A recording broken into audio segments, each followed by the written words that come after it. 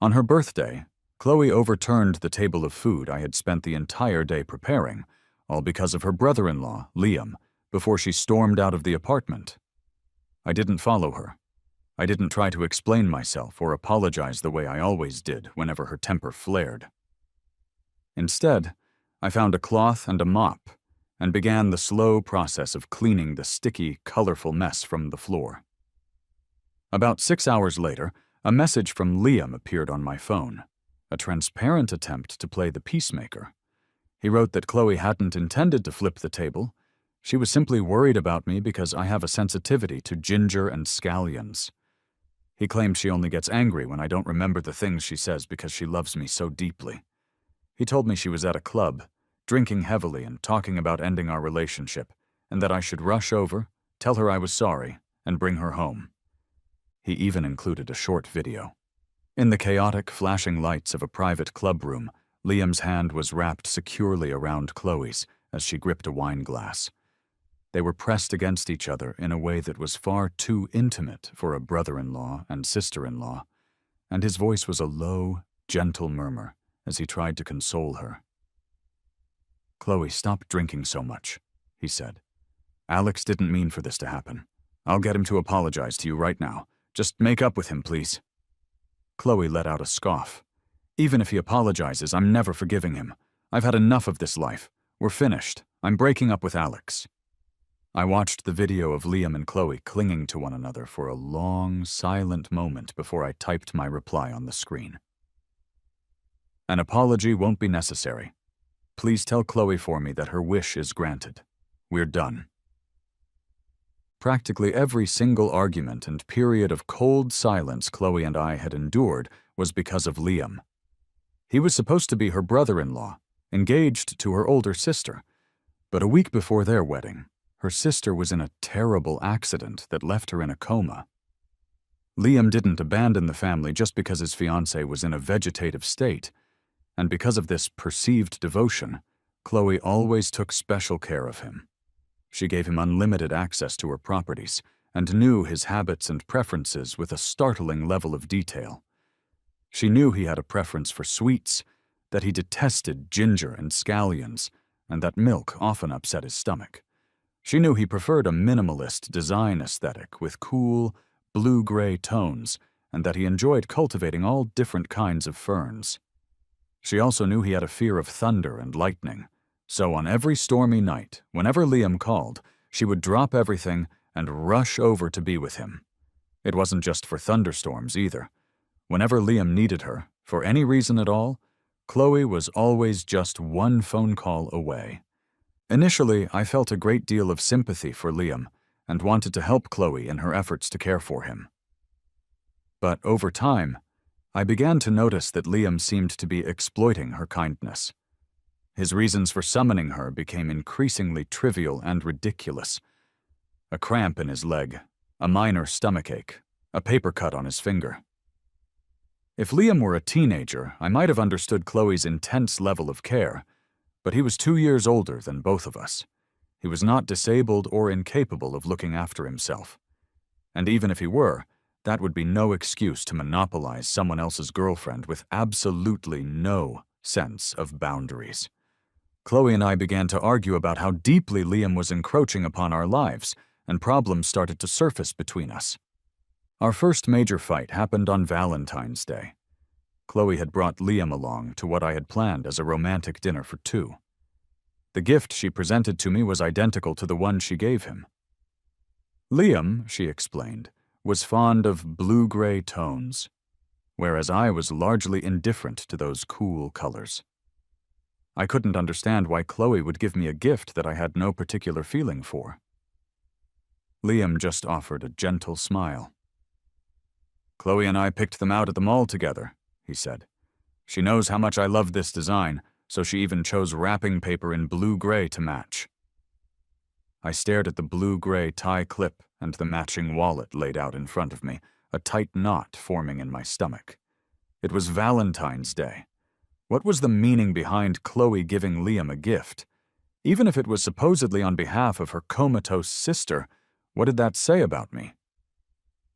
Chloe knew all of Liam's preferences, but seemed to know nothing about mine, her actual boyfriend. Was she just thoughtlessly giving me something Liam would like? The sweet happiness I had felt moments before was instantly soured, replaced by a bitter taste in my mouth, and my appetite completely vanished. In the middle of our dinner, Liam suddenly complained of feeling unwell.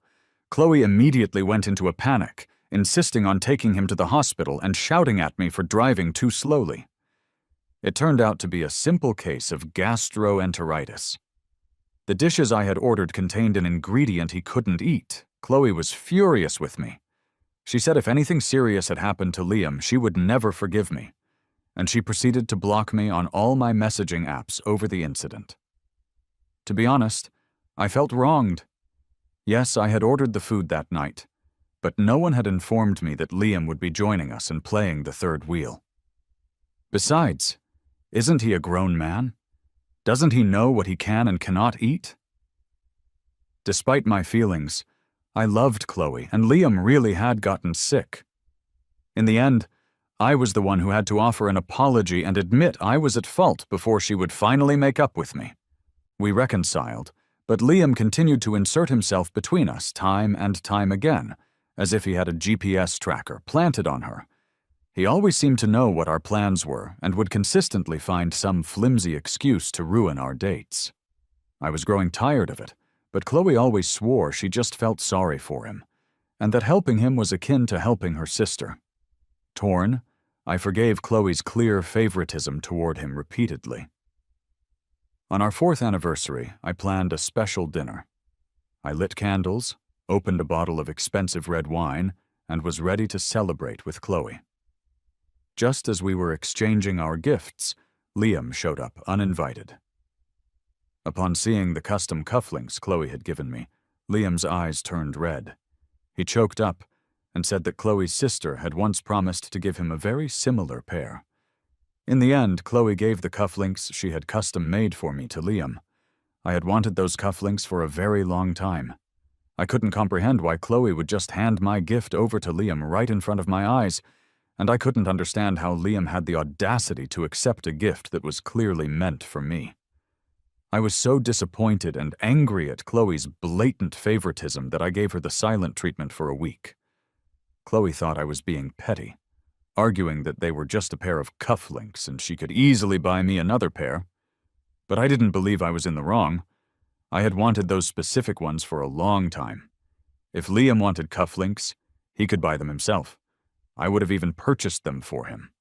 What right did he have to take the ones Chloe gave to me? During this Cold War, Chloe blocked me again. And while we were not on speaking terms, Liam would send me messages every day, urging me to make up with her. He would earnestly advise me to be the bigger person and apologize to Chloe. Whenever he sent these messages, he would invariably include photos or videos of him and Chloe spending time alone together. In these clips, they were traveling, eating at nice restaurants, and shopping together, acting as close and intimate as any couple.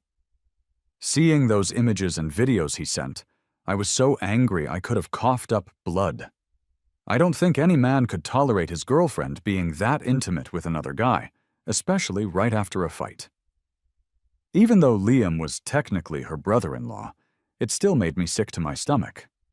I considered ending things with Chloe for good. Just as I had made up my mind, Liam sent me another one of his peacemaking messages, along with a video. He said Chloe was sick. In the video, Chloe was lying in a hospital bed, wearing a patient's robe, a pained expression on her face while Liam gently wiped her forehead and neck with a towel. Seeing that video made me incredibly angry, but then I saw the long, faded scar on her waist, and my heart softened. That scar was because of me. A few years ago, some thugs had cornered me on my way home from school. Chloe had jumped in without a second thought, taking on all 5 of them by herself, and ended up with several broken ribs.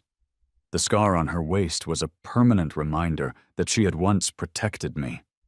Before Liam entered our lives, Chloe had been so incredibly good to me.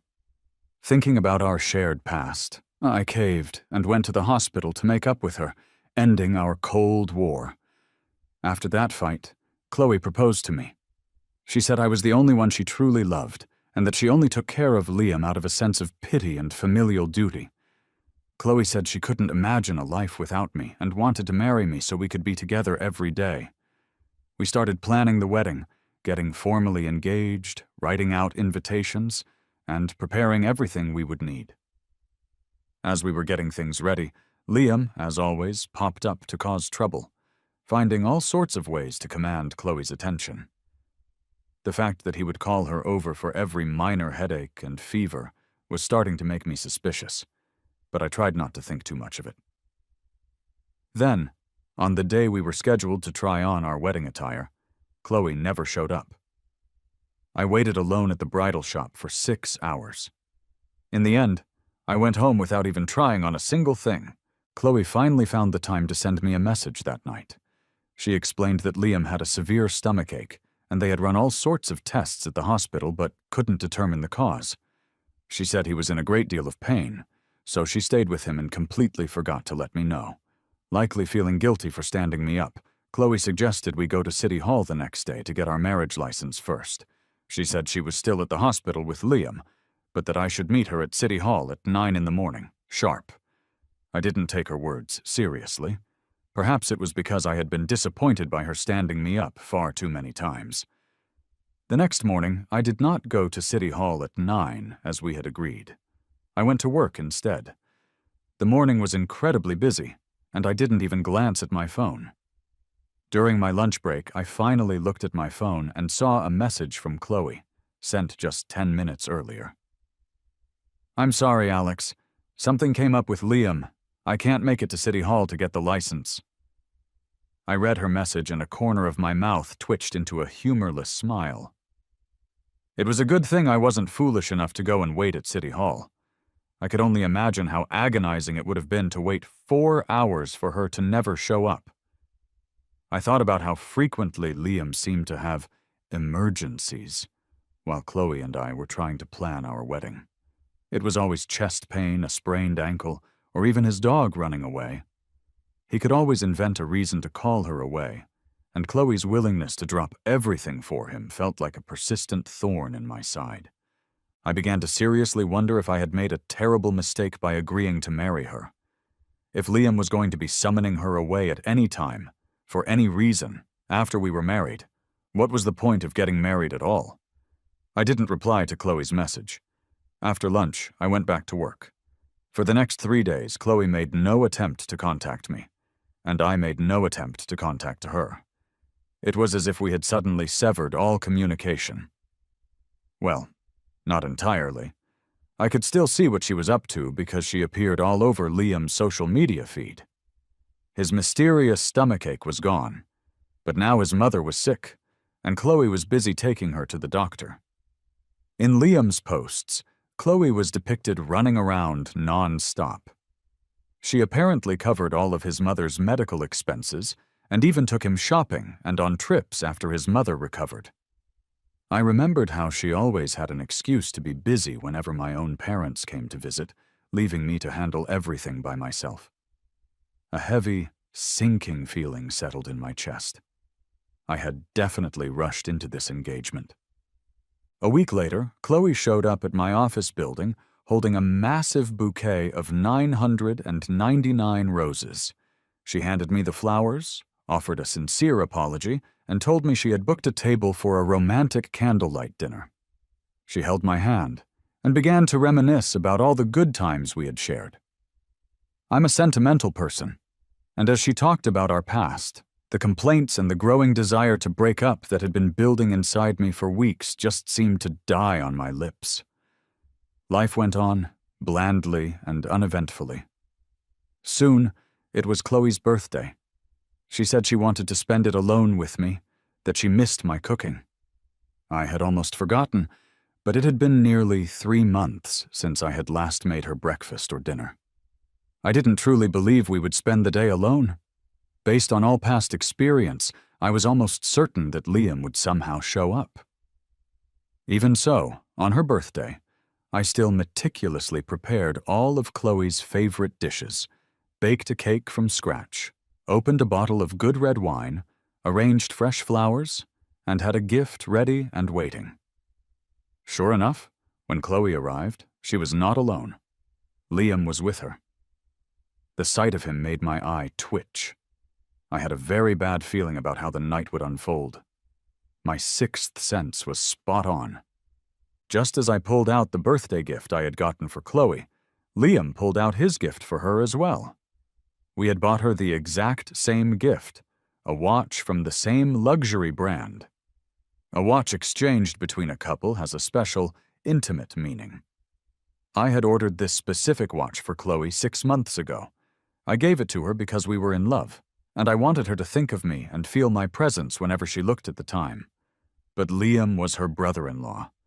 What was his intention in giving his sister-in-law a watch? And even if he did, why did it have to be the exact same one as mine? What game was he trying to play? I was furious. It felt like I had just swallowed a fly. This time I didn't hold back my feelings. I directly asked Liam what he meant by giving Chloe the same gift as me. Faced with my direct question, Liam's eyes instantly welled up with tears. He claimed he just had thought the watch was nice and had bought it as a simple birthday present for Chloe, without giving it much thought. But this particular watch wasn't sold in stores. It had to be special ordered.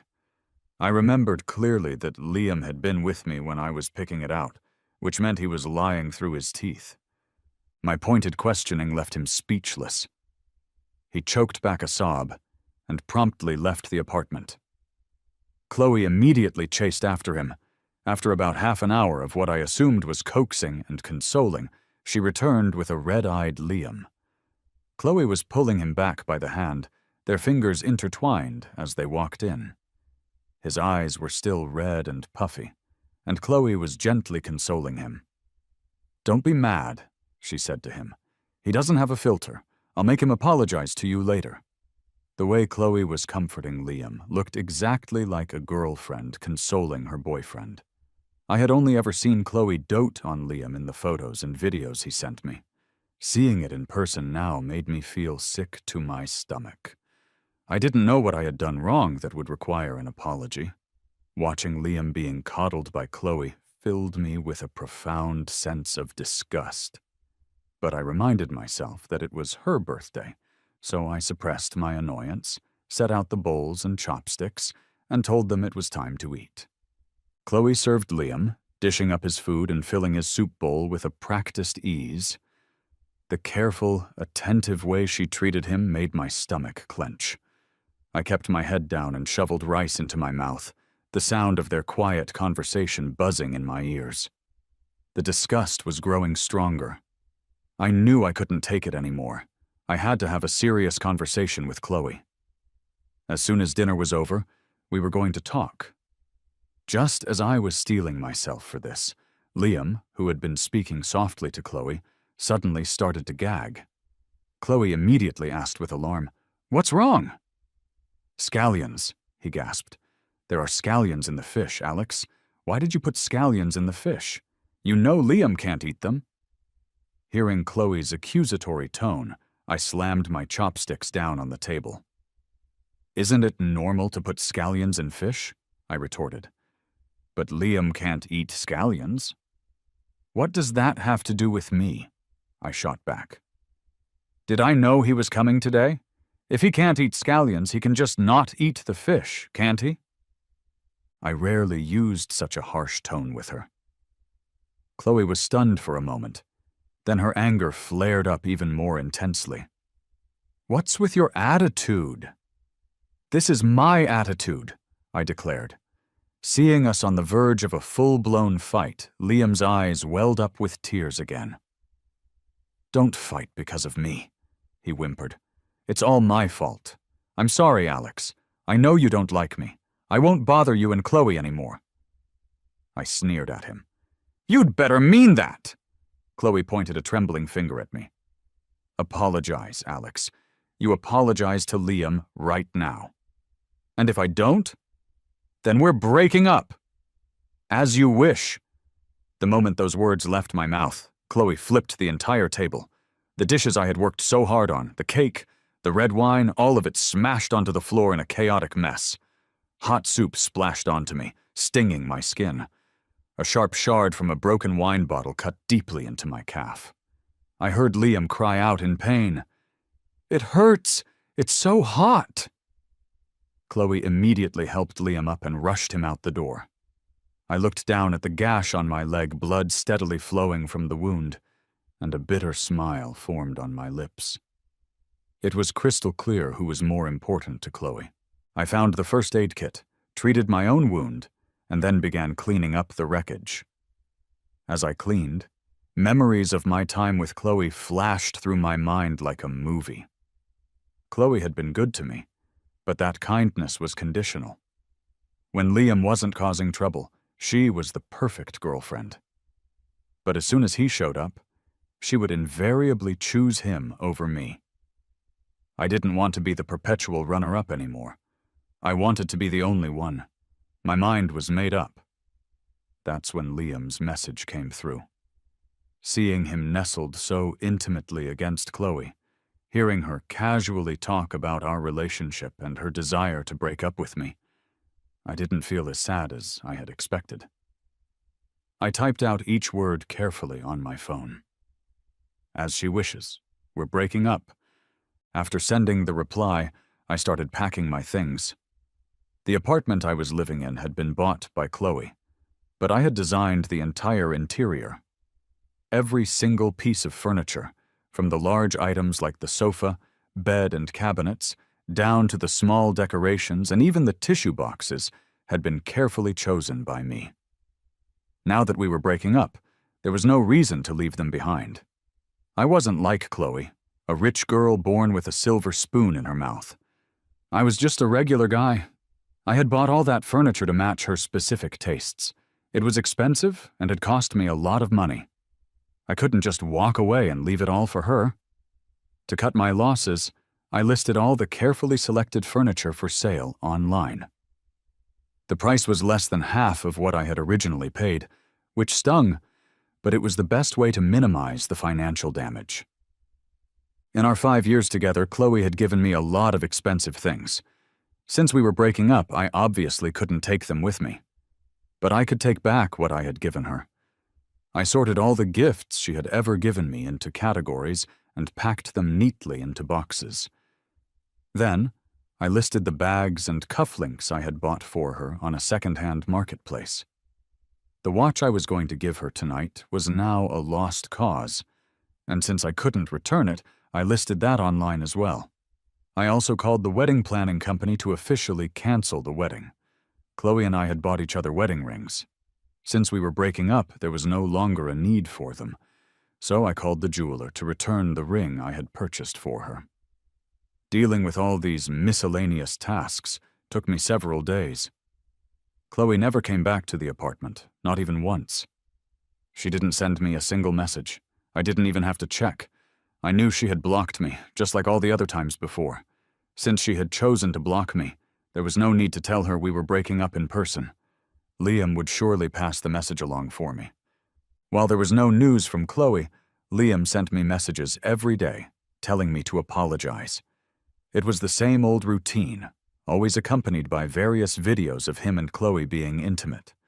Chloe had bought him an expensive watch to make up for my supposed rudeness, and had even taken him on a trip to France.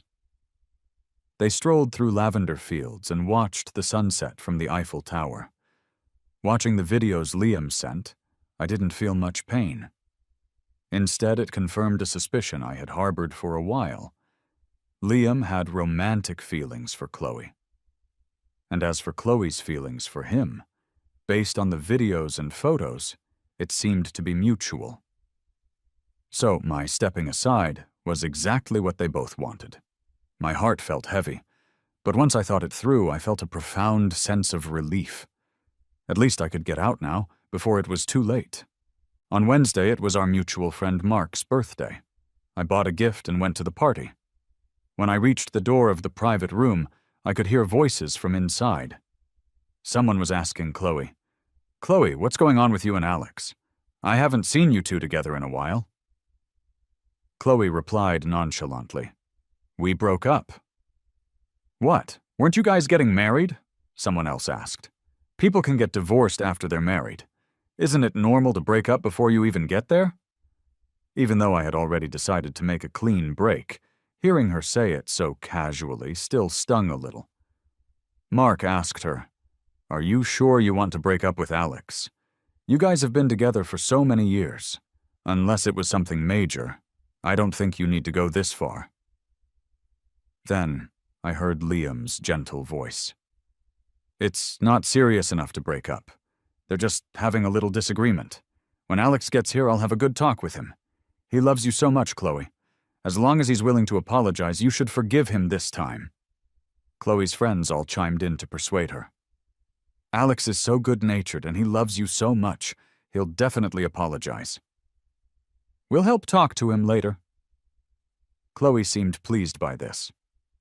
Well, it depends on his attitude, she said smugly. If he's willing to admit he's wrong and apologize, I suppose I can forgive him. But if he's stubborn, then he can't blame me. After all, the wedding is just a few days away. The implication was clear. I was desperate to marry her, but she was in no particular hurry. A sarcastic smile spread across my face as I pushed open the door. The moment I appeared, the room fell silent. Mark stood up with a smile to greet me. I gave him his gift and was about to find a seat away from them, and then leave early. But Mark, trying to play peacemaker, grabbed me and tried to make me sit in the empty chair next to Chloe. Seeing this, Liam, who was sitting right beside Chloe, didn't even bother to move. And Chloe just sat there with her arms crossed, looking smug, as if she was certain I wouldn't refuse to sit by her side and beg for her forgiveness. I felt sick to my stomach. Some things had to be said to their faces.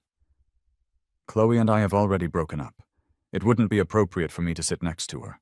In the future, please don't ever associate me with her again. Thanks. After I spoke, the entire room went dead silent. Chloe's expression instantly turned cold. For the rest of the night, she just kept drinking while Liam softly urged her to drink less. I ate my fruitcake and didn't give them a single glance. Partway through the party, I got a call. It was someone from the second-hand marketplace asking about the watch. I stepped outside to take the call. The person asked about the condition of the watch, and after I confirmed that the packaging was still sealed and unopened, they decided to buy it. That watch had cost me nearly a year's salary. I ended up selling it at a 10% loss, and even though I lost money, at least I got most of it back. After hanging up, I was about to go back inside when I bumped into Liam, who was rushing over. He had a fake, concerned smile plastered on his face. Alex, you've been stubborn for so many days. Are you sure you're not going to apologize to Chloe? I looked at him coldly. You really want me to go apologize to her? Of course. I hope you two can make up. But every single one of our arguments is because of you. If you really wanted us to be okay, why do you always have to cause trouble? If you don't like scallions, you don't have to eat them. No one forced you to eat that fish. And I don't recall anyone inviting you to crash my birthday celebration for Chloe. You're an engaged man. What's your deal buying a watch for an unmarried woman, your sister-in-law, no less? I think you know exactly what you're doing. And another thing, you and Chloe are always together. I've never in my life seen a brother-in-law and sister-in-law who hug and hold hands without any sense of propriety. What are you trying to say? Are you accusing me and Chloe of something? You? Why are you in such a hurry to deny it? I'm not finished. Chloe seems to know an awful lot about your digestive issues. Are you sure your relationship is just brother-in-law and sister-in-law and not something else? Before Liam could reply, I opened my phone and pointed to a social media post he had made the day before, showing Chloe buying him probiotics and ginger tea. Does Chloe know you posted this and set the privacy so only I could see it? Honestly, you're the first two-faced, manipulative snake I've ever met. It's disgusting. Please stop pretending to be a peacemaker while secretly trying to provoke me. I'm not interested in your twisted drama with Chloe. If you like her, just get with her already and leave me out of it."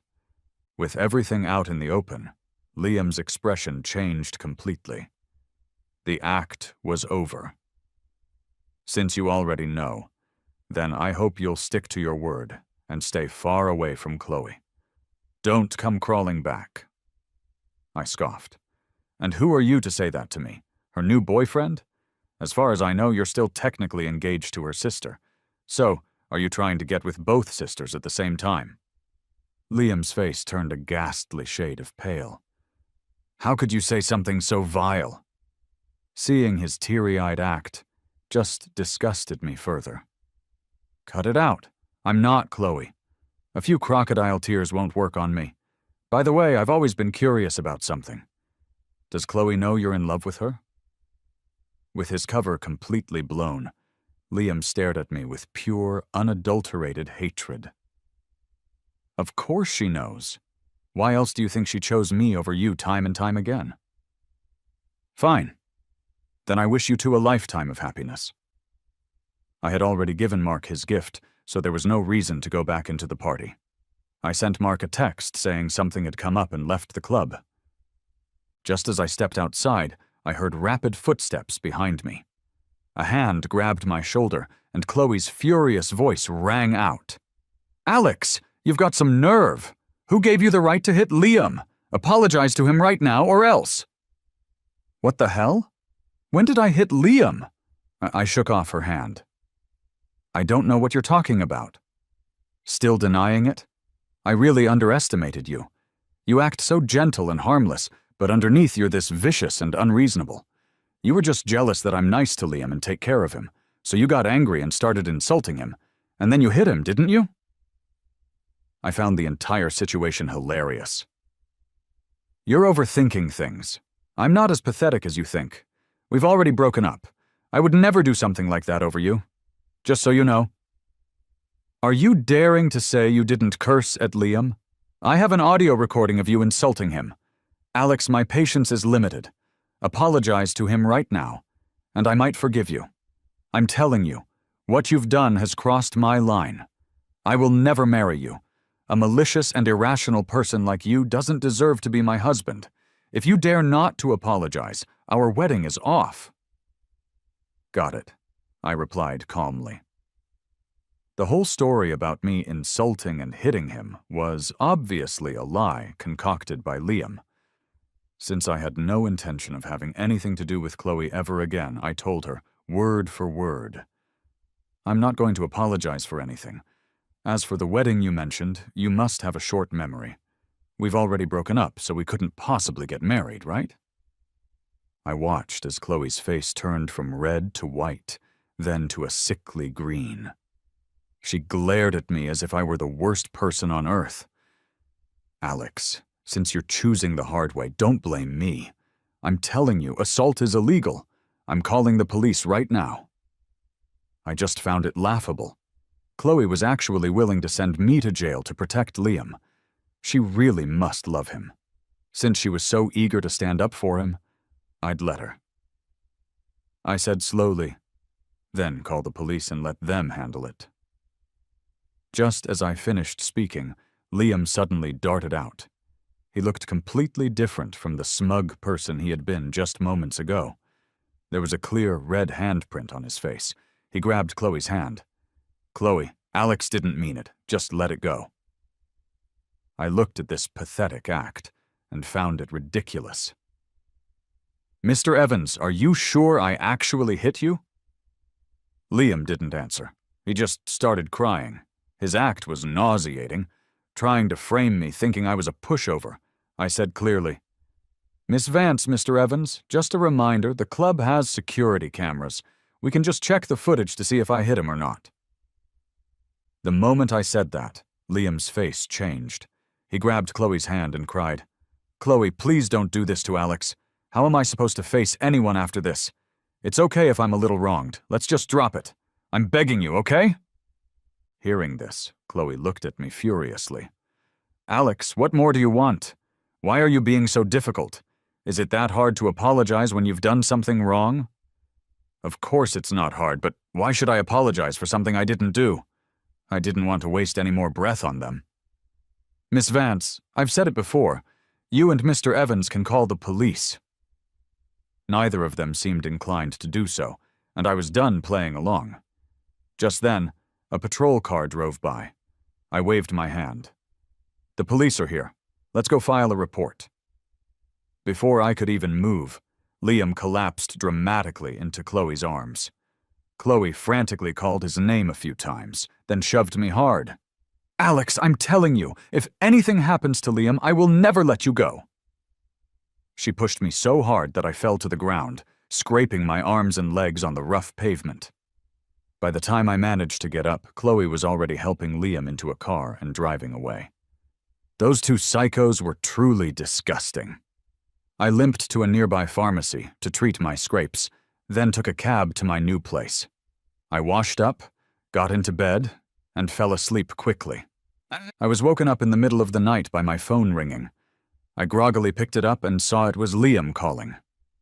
What was this lunatic up to now? I hung up and was about to go back to sleep when a video came through. In a dimly lit room, Chloe was lying on a bed, seemingly wearing only a robe. The long scar on her waist was faintly visible in the shadows. Liam opened the door, carrying a cup. He gently nudged Chloe. Chloe, time to drink your hangover soup. With her eyes still closed, Chloe let Liam lift her head and help her drink the soup before she lay back down. The video must have been edited, because the scene suddenly changed. Chloe was clinging tightly to Liam. He was pushing her away, his voice low. Chloe, it's me, Liam. I'm not Alex. Look clearly. The video ended with the sound of fabric tearing, followed by a muffled, ah. It was a soft, seductive sound, one that I knew meant something was happening between them. So Chloe and Liam were sleeping together, and he had sent this video to me specifically to provoke me. A wave of nausea hit me, and I couldn't help but retch into the darkness. The story continues, switching to Chloe's perspective, and then back to Alex's, following the plot of the original text, but rewritten in this new style, covering her anger and denial, her discovery of the empty apartment, her desperate attempts to contact Alex, her eventual realization about Liam's manipulation, Alex's new job and the airport confrontation, the revelation about her sister waking up, and finally the epilogue detailing Liam's imprisonment and Alex's new life, ending with him hanging up on her final call.